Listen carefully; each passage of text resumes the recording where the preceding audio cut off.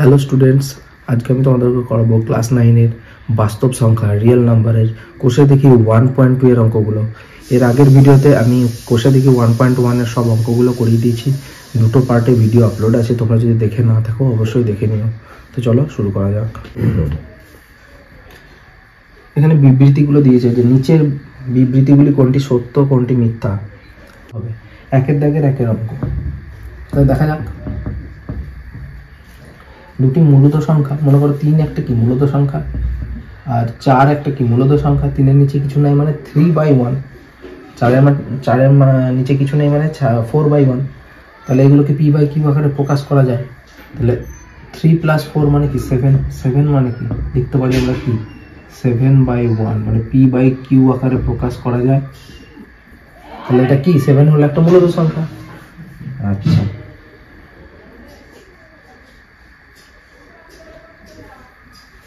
তাহলে দুটো মূলত সংখ্যাকে যোগ করে আমরা কি পেলাম, একটা মূলত সংখ্যা পেলাম। আচ্ছা, আবার দেখা যাক। মনে করো √25 আর √36, এরাও মূলত সংখ্যা। কেন √25 এর মান কত 5, √36 মানে 6, 5 আর 6 11, 11 কি একটা মূলত সংখ্যা। 11কে আমরা কিভাবে লিখতে পারি 11/1। তাহলে p/q আকারে প্রকাশ করা যায়। যে সংখ্যাগুলোকে p/q আকারে প্রকাশ করতে পারবো সেগুলোই হচ্ছে মূলত সংখ্যা। অর্থাৎ বিবৃতিতে আমরা কি বলতে পারি সত্য।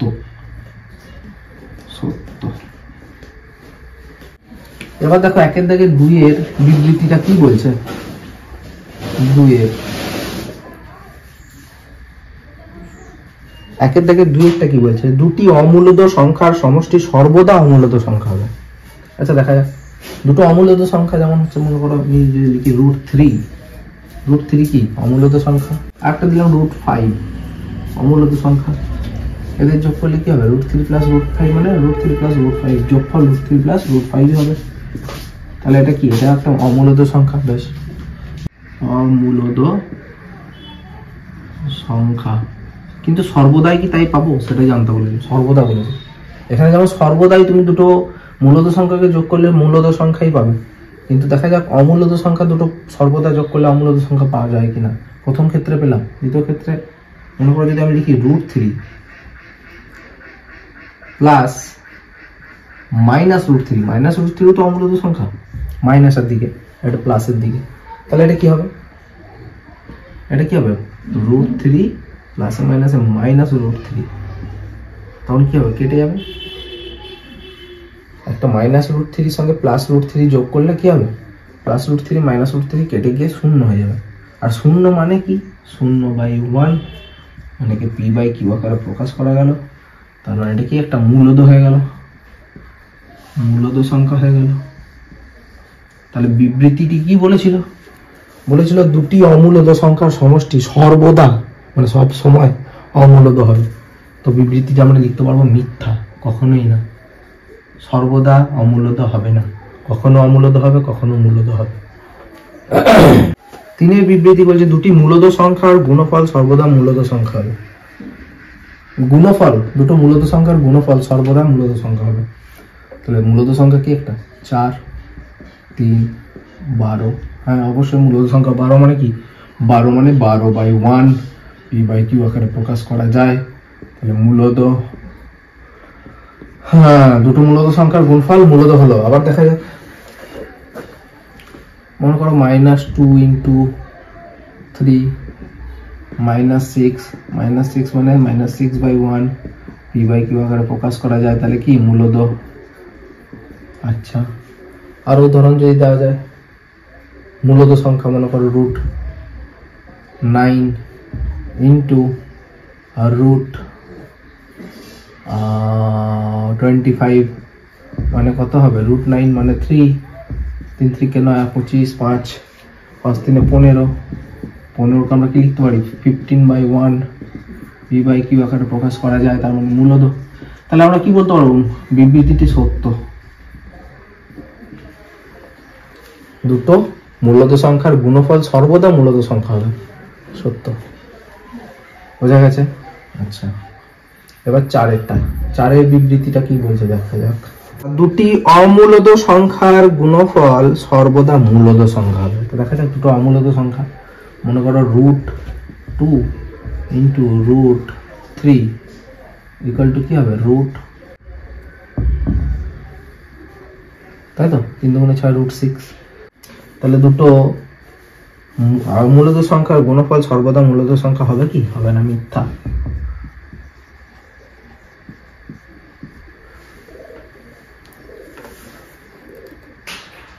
পাঁচ নাম্বার কি বলছে? প্রতিটি মূলদ সংখ্যাই বাস্তব সংখ্যা, রিয়েল নাম্বার।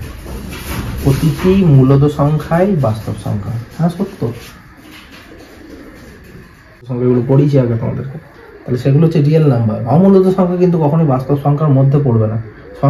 সংখ্যাকে অনেকগুলো ভাগে ভাগ করা যায় না, মূলদ সংখ্যা, অমূলদ সংখ্যা, স্বাভাবিক সংখ্যা, পূর্ণ সংখ্যা, অখণ্ড সংখ্যা। কিন্তু অমূলদ সংখ্যা কখনোই বাস্তব নয়, মূলদ সংখ্যাকে বাস্তবের মধ্যে ফেলতে পারি। 6 নম্বরটা কি বলেছে? 6 নম্বর বিবৃতি বলেছে প্রতিটি বাস্তব সংখ্যাই, মানে যতগুলো বাস্তব সংখ্যা আছে সবই কি অমূলদ সংখ্যা? না, কখনোই হতে পারে না, মিথ্যা। প্রতিটি বাস্তব সংখ্যার মধ্যে মূলদ সংখ্যাও চলে আসে, তাহলে অমূলদ সংখ্যা আমি কি করে বলবো? মিথ্যা, তাই না? বাস্তব সংখ্যার মধ্যে আমরা কি পড়ছি দেখানো, বাস্তব সংখ্যা 1 2 3 4 ... অসীম পর্যন্ত কি বলবো? স্বাভাবিক সংখ্যা, স্বাভাবিক। 0 থেকে যদি শুরু করা হয় 0 1 2 3 4 ... অসীম পর্যন্ত কি বলবো? না, আমরা এগুলোকে বলবো অখণ্ড সংখ্যা, খণ্ড। তবে -0 থেকে -1 -2 -3 ... অসীম পর্যন্ত, এইদিকে 1 2 3 ... অসীম পর্যন্ত কি বলবো আমরা? পূর্ণ সংখ্যা। বলে এগুলো কি সবগুলোই বাস্তব সংখ্যা। মূলত সংখ্যা কোনগুলো? না, যেগুলো p/q আকারে প্রকাশ করা যাবে। 2 এর 3 5 6 3 এর 4 √25, এগুলো সব কি? মূলত সংখ্যা। তাহলে বিবৃতি বলেছে প্রতিটি বাস্তব সংখ্যাই অমূলদ। কখনোই হতে পারে অমূলদ? না, প্রতিটি বাস্তব সংখ্যা কখনো অমূলদ হতে পারে না। এবার করবো 3 দাগের অঙ্কগুলো। নিচের সংখ্যাগুলির মধ্যে কোনটি মূলদ এবং কোনটি অমূলদ লিখি। কিচ্ছু নেই, আমি কয়েকটা দেখিয়ে দিচ্ছি। প্রথমে বলেছে √9, যেগুলোকে আমরা বর্গমূল করতে পারবো সেগুলো মূলদ, যেগুলো পারবো না সেগুলো অমূলদ। √9 কে বর্গমূল করলে কি হবে? √3 × 3 মানে 3, তাই না? তাহলে 3টা একটা কি 3/1 লেখা যাবে, মানে p/q আকারে প্রকাশ করা যায়, মূলদ। বোঝা গেল? 2 কি বলেছে? √225, √225 কি করবে? বর্গমূল করবে। আমরা জানি 15 225 হয়, যদি না পারো বর্গমূল করবে সাইডে ভাবে। 225 5 দিয়ে করো, 5 4 20, 5 5 25, 5 9 45, 3 3 9। তাহলে রুটের ভেতর কি থাকবে? 5 × 5 × 3 × 3। তাহলে বেরিয়ে আসবে দুটো পেয়ার থেকে একটা করে। 5 × 3 15, 15কে আমরা লিখতে পারি 15/1। তার মানে কি? এটা মূলদ সংখ্যা, p/q আকারে প্রকাশ করা গেছে। 3 কি বলছে? √7, √7 কি আমরা কি বর্গমূল করতে পারবো? পারবো না, অতএব এটা কি? অমূলদ সংখ্যা।